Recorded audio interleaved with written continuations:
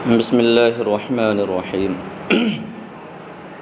نحمده ونصلي ونسلم على رسوله الكريم وزيادة راويهما أي الحسن والصحيح مقبولة ما لم تقع منافية لرواية من هو أوثق ممن لم يذكر تلك الزيادة۔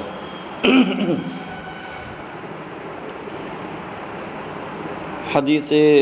صحیح اور حسن کے تعلق سے گفتگو پوری ہو گئی اور دونوں کی تعریفات کا بیان ہو گیا اور 4 قسمیں خبر مقبول کی سامنے آئیں کہ خبر مقبول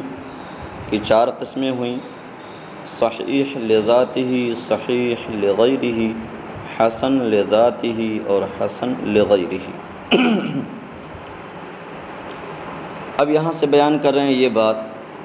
کہ حدیث صحیح یا حسن کے جو راوی ہوتے ہیں، یعنی اس درجے کے جو راوی ہیں کہ جن کی حدیث کو حسن یا صحیح قرار دیا جائے کہ راوی عادل ضابط ہو حدیث حسن کے لیے اور تام الضبط ہو حدیث صحیح کے لیے، تو عادل و ثقہ ہونے کے ساتھ ساتھ وہ ضابط یا تام الضبط بھی ہو، تو اگر ایسا راوی کچھ زیادتی کے ساتھ روایت کرتا ہے اور اسی حدیث کے دوسرے راوی نے اس زیادتی کا ذکر نہیں کیا ہے اور وہ بھی ثقہ راوی ہے، تو اب ایک راوی جو زیادتی کے ساتھ روایت کر رہا ہے اس کی اس زیادتی کو مقبول رکھا جائے گا، اس کی وہ زیادتی قابل قبول ہوگی، یا اسے رد کر دیا جائے گا اور صرف اتنا ہی لیا جائے گا جتنے پر دونوں کا اتفاق ہے۔ تو کہہ رہے ہیں کہ وَزِيَادَةُ رَاوِيهِمَا أَيِ الْحَسَنِ وَالصَّحِيحِ مَقْبُولَةٌ، کہ حسن و صحیح کہ راوی کا اضافہ، راوی کی زیادتی مقبول ہے، ما لم تقع منافیۃ لروایت من هو اوثق، جب تک وہ زیادتی اس کی روایت کے منافی نہ ہو جو اس سے زیادہ ثقہ ہے۔ ممن لم یذکر تلک الزیادہ، یہ من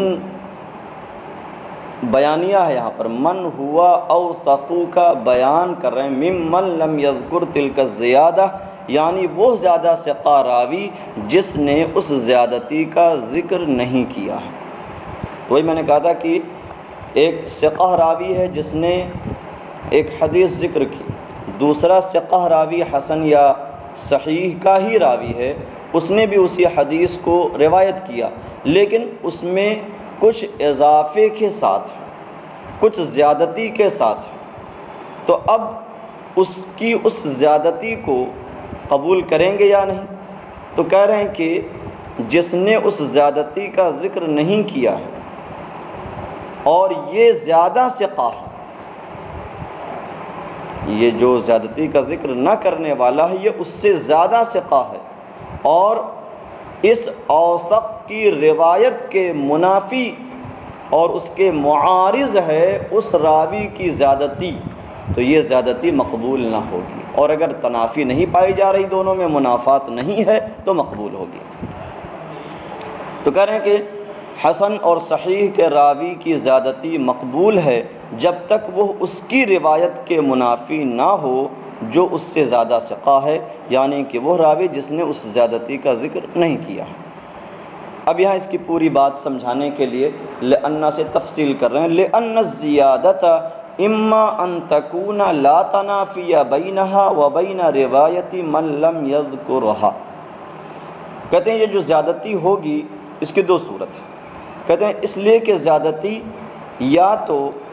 اس زیادتی کے درمیان اور اس کی روایت کے درمیان جس نے اس زیادتی کا ذکر نہیں کیا ہے، دونوں کے درمیان کوئی تنافی اور کوئی تعارض نہیں ہوگا۔ مطلب یہ ہوا کہ اس زیادتی کے قبول کرنے سے جس نے زیادتی نہیں کی ہے اس میں کوئی تنافی اور کوئی تعارض نہیں لازم آ رہا ہے، اس کو قبول کرنے سے جس نے ذکر نہیں کیا اس کی روایت کو رد کرنا لازم نہیں آ رہا ہے، دونوں میں کوئی تنافی نہیں ہے، فَهَذِهِ تُقْبَلُ مُطْلَقًا، تو یہ زیادتی مطلقاً مقبول ہوگی۔ تنافی جب ہے ہی نہیں تو اب یہاں کوئی شرط نہیں ہے، دونوں کے درمیان کسی طرح کی کوئی تفصیل نہیں،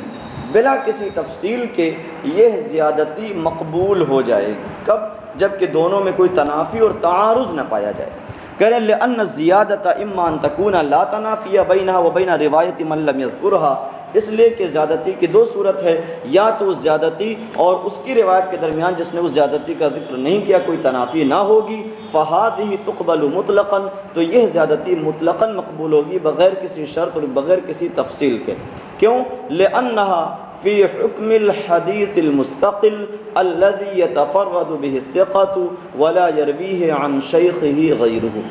اس لیے کہ یہ زیادتی اس مستقل حدیث کے حکم میں ہو جائے گی جس میں ثقہ راوی متفرد ہے، تنہا ہے، اور اس کے شیخ سے اس کے علاوہ کوئی اور روایت کرنے والا نہیں ہے، تو بس یہ ہوگا کہ اس کی وہ زیادتی والی روایت یہ غریب ہو جائے گی۔ تو کہہ رہے ہیں کہ اس لیے کہ وہ زیادتی اس مستقل حدیث کے حکم میں ہے جس میں ثقہ راوی منفرد ہو، تنہا ہو، اور اس کے شیخ سے اس کے علاوہ کوئی روایت نہ کرے۔ وَإِمَّا أَن تَكُونَ مُنَافِيَةً، اور یا تو وہ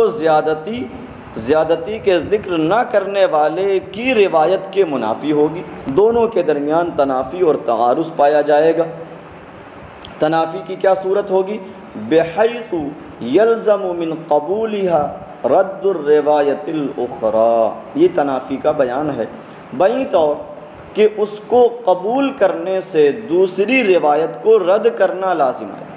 دونوں کا مفہوم یہ ہے کہ ایک میں اس بات ہے، ایک میں نفی ہے، ایک کو قبول کرتے ہیں تو ظاہر سی بات ہے دوسرے کو رد کرنا لازم آئے گا۔ تو کہتے ہیں کہ اگر دونوں میں سے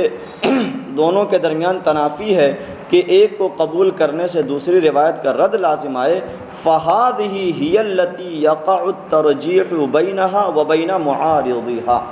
تو یہی وہ زیادتی ہے کہ جس کے اور اس کے معارض کے درمیان ترجیح واقع ہوگی، یہاں اب اسباب ترجیح سے مدد لی جائے گی۔ یہاں مطلقاً اس زیادتی کو قبول نہیں کیا جائے گا،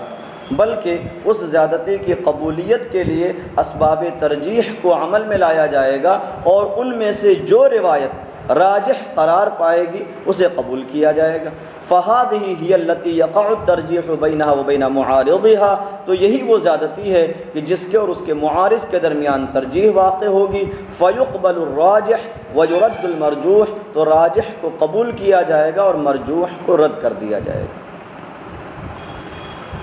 اب یہاں یہ سمجھیں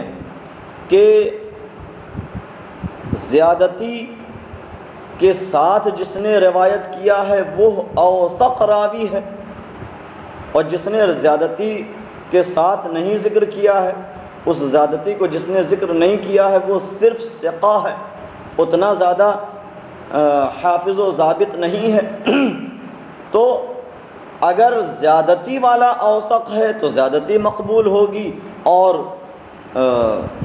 جس میں زیادتی کا ذکر نہیں کیا گیا اس کو رد کر دیا جائے گا۔ اور اگر جس نے زیادتی کا ذکر نہیں کیا ہے وہ اوثق ہے، اور جس نے زیادتی کا ذکر کیا ہے وہ اوثق نہیں بلکہ صرف ثقہ ہے، تو اب اس کی زیادتی کو قبول نہیں کیا جائے گا۔ یہ مطلب ہوا فَيُقْبَلُ الرَّاجِحُ وَيُرَدُّ الْمَرْجُوحُ۔ تو یہاں یہ ایک بات یہ نہیں کہی کہ زیادتی ہی کو قبول کیا جائے گا، بلکہ یہ کہہ رہے ہیں کہ ان دونوں کے درمیان ترجیح واقع ہوگی، یعنی عمل ترجیح کیا جائے گا، اسباب ترجیح کو سامنے رکھتے ہوئے جو راجح قرار پائے گی روایت اسے قبول کیا جائے گا، خواہ وہ زیادتی والی ہو یا بغیر زیادتی والی۔ فَيُقْبَلُ الرَّاجِحُ وَيُرَدُّ الْمَرْجُوحُ، تو راجح کو قبول کیا جائے گا اور مرجوح کو رد کر دیا جائے گا۔ کہتے ہیں واشتہر عن جمع من العلماء القول بقبول الزیادة مطلقا من غیر تفصیل، کہتے ہیں اور بہت سے علماء سے مطلقاً بغیر کسی تفصیل کے قبول زیادت کا قول مشہور ہے. ولا يتأتى ذلك على طريق المحدثين الذين يشترطون في الصحيح ألا يكون شاذا ثم يفسرون الشذوذ بمخالفة الثقة من هو أوثق منه. تو کہتے ہیں بہت سے علماء سے یہاں پر زیادتی کے مطلقاً قبول کرنے کا قول منقول ہے، وہ بھی شہرت کے ساتھ اور بغیر کسی تفصیل کے، مگر ان کا یہ قول درست نہیں ہے. مطلقاً زیادتی مقبول نہیں، اگرچہ حدیث صحیح کا راوی ہو یا حسن کا راوی ہو، بلکہ وہاں دیکھا جائے گا اگر تنافی نہیں ہے تو مطلقاً قبول ہوگی، اور اگر تنافی ہے تو اسباب ترجیح کی بنیاد پر جو راجح قرار پائے اسے قبول کیا جائے گا. تو کہتے ہیں واشتہر عن جمع من العلماء، علماء کی ایک جماعت سے، کثیر علماء سے مشہور ہے مطلقاً بغیر کسی تفصیل کے زیادتی کو قبول کرنے کا قول. ولا يتأتى ذلك، اور یہ بات درست نہیں ہے ان محدثین کے طریقے پر، ان محدثین کے راستے پر جو خبر صحیح کی تعریف میں یہ شرط لگاتے ہیں کہ وہ شاذ نہ ہو. یہاں پر المحدثین کے بعد جو الذین لائے ہیں یہ قید کے لیے نہیں ہے کہ ان محدثین کے طریقے پر یہ درست نہیں ہے جو صحیح میں شرط لگاتے ہیں، جس سے یہ پتہ چلے کہ کچھ محدثین وہ ہیں جو حد صحیح میں یہ شرط نہیں لگاتے ہیں. نہیں، سارے محدثین شرط لگاتے ہیں. یہ صفت بیانیہ ہے. بتانا یہ ہے کہ تمام محدثین اس بات کی شرط لگاتے ہیں حد صحیح میں، خبر صحیح کی تعریف میں، کہ وہ شاذ نہ ہو. تو کہتے ہیں کہ ولا يتأتى ذلك على طریق المحدثین، اور یہ بات ان محدثین کے طریقے پر درست نہیں ہے جو خبر صحیح کی تعریف میں یہ شرط لگاتے ہیں کہ وہ شاذ نہ ہو. ثم يفسرون الشذوذ بمخالفة الثقة من هو اوثق منه، پھر وہ شذوذ کی تفسیر کرتے ہیں کہ ثقہ راوی اس کی مخالفت کرے جو اس سے زیادہ ثقہ ہو، جو اس سے زیادہ عادل اور حفظ و ضبط والا. تو ثقہ راوی کا اپنے سے زیادہ ثقہ کی مخالفت کرنا یہ شذوذ کہلاتا ہے. تو جب خبر صحیح میں یہ شرط لگا دی کہ وہ شاذ نہ ہو تو اسی سے فائنل ہو گیا کہ اگر ثقہ راوی اوثق کی مخالفت کر رہا ہے تو اس ثقہ کی مخالفت مقبول نہ ہوگی. تو جب ثقہ راوی زیادتی کے ساتھ روایت کر رہا ہے اور اس کی روایت اوثق کے منافی ہو رہی ہے تو شذوذ پا لیا گیا، لہذا مطلقاً مقبول نہ ہوگی. تو کہتے ہیں یہ بات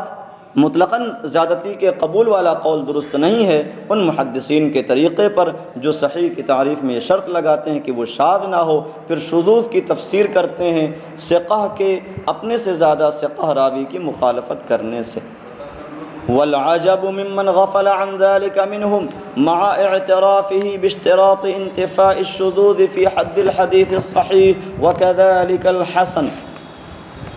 کہتے ہیں اور تعجب ہے ان لوگوں سے جنہوں نے محدثین میں سے اس بات سے غفلت برتی اور مطلقاً زیادتی قبول کرنے کا قول کیا،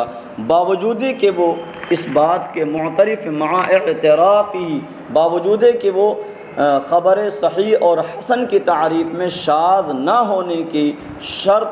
کہ وہ معترف ہے. جب انہوں نے خود اعتراف کیا ہے کہ حد صحیح، خبر صحیح اور خبر حسن کی تعریف میں شاذ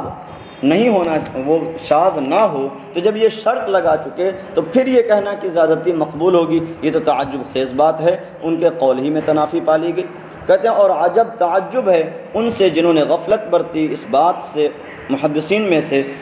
ان کے اس اعتراف کے باوجود کہ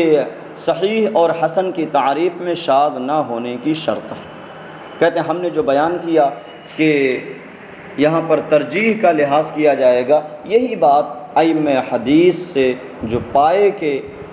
امام ہیں حدیث کے ان سے منقول ہے. والمنقول عن ائمة الحديث المتقدمين كعبد الرحمن بن مهدي ويحيى القطان وأحمد بن حنبل ويحيى بن معين وعلي بن علی بن المدینی والبخاری وابی زرعہ الرازی وابی حاتم والنسائی والدارقطنی وغیرہم اعتبار الترجیح فيما يتعلق بالزيادة وغيرها ولا يعرف عن أحد منهم إطلاق قبول الزيادة. کہتے ہیں اور جو متقدمین ائمہ حدیث سے منقول ہے، ائمہ حدیث متقدمین کی مثال دے رہے ہیں، جیسے امام عبد الرحمن بن مہدی، یحییٰ قطان، امام احمد بن حنبل، حافظ یحییٰ ابن معین، حافظ علی بن مدینی، امام بخاری، امام ابو زرعہ رازی، امام ابو حاتم، امام نسائی، امام دارقطنی وغیرہ. اعتبار الترجیح، یہ خبر ہے المنقول عن ائمۃ الحدیث کی. تو عبد الرحمن، اب پھر سے ترجمہ دیکھیں، اور عبد الرحمن بن مہدی، یحییٰ قطان، احمد بن حنبل، یحییٰ بن معین، علی بن مدینی، امام بخاری، امام ابو زرعہ رازی، ابو حاتم اور امام نسائی اور دارقطنی وغیرہ ائمہ حدیث متقدمین سے جو منقول ہے وہ ترجیح کا اعتبار ہے. اعتبار الترجیح فیما یتعلق بالزیادۃ وغیرہا، ترجیح کا اعتبار ہے اس میں جس کا تعلق زیادتی اور غیر زیادتی سے ہے، کہ جب منافی نہ ہوگی تو مستقل حدیث کے حکم میں ہے، اور تنافی ہوگی تو اعتبار ترجیح. تو ترجیح کا اعتبار ہے اس میں جو زیادتی اور غیر زیادتی سے متعلق ہے. ولا يعرف عن احد منهم اطلاق قبول الزیادہ، اور ان میں سے کسی سے بھی مطلقاً زیادتی کا قبول کرنا معروف و مشہور نہیں، منقول نہیں.